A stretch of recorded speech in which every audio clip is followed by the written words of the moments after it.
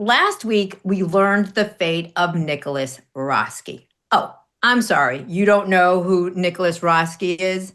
That's probably because Nicholas Roski doesn't know who Nicholas Roski is.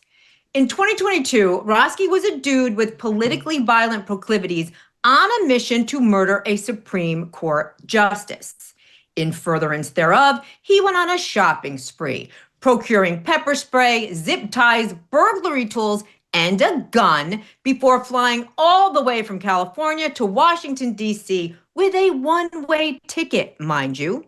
Then, with the ease of catching an Uber to your favorite restaurant, he hailed a cab to Supreme Court Justice Brett Kavanaugh's home, hell-bent on blowing his brains out. Through the grace of God and armed security guards, Roski got cold feet, poo-pooed the plan, and ultimately called 911 on himself. At sentencing, he was facing 30 years behind bars, a punishment that indeed fit the crime.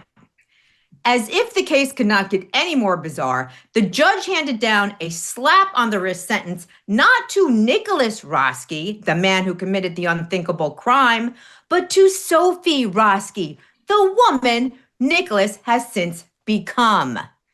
This Biden appointee put Roski on an 8-year prison plan, citing not only his alleged gender dysphoria as a mitigating factor, but also taking aim at President Trump's prison policy that would require Roski to be housed with other biological males. Judge Deborah Boardman expressed deep concern that poor Nicholas/Sophie Roski might not receive adequate access to what exactly? Makeup tutorials, maxi pads, scented candles, while serving his time for attempted assassination.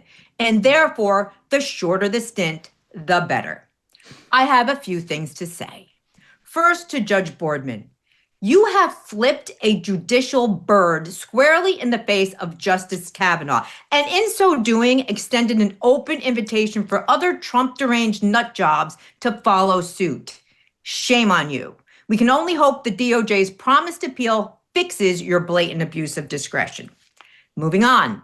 To the geniuses at the TSA who apparently were fresh out of red flags the day Roski rolled up, I can only say this.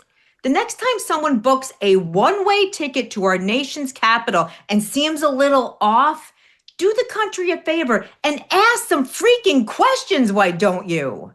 I have been divested of wine bottles, blunt tweezers, and even a curling iron or two in my travels. But this guy packs an entire do-it-yourself murder kit and nobody says shit? I mean, come on.